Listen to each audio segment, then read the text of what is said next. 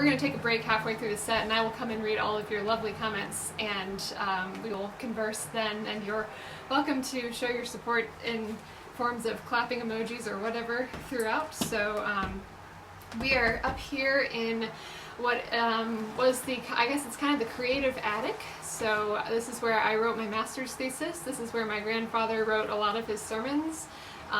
This is kind of like the writing, creating area. So it was supposed to rain today, and now I can see some blue sky out there. So this was our rain option. We've got the screen window open, and hopefully you don't hear a whole lot of road noise, but here we are in the attic space, and so it kind of just feels appropriate and tying full circle here. So we're going to go ahead and get started. Thank you all for tuning in today. Welcome, and my name is Hannah Harris. I hope you know me by now if you're tuning in. I have John Warstler here on guitar, who is masked up for safety. And then we have Stephanie Cope here on fiddle and percussion. She's got a wood door on the floor here that you can't quite see, but it adds a great percussive effect. So I'm so excited to get started. Let's dig into it. Yeah.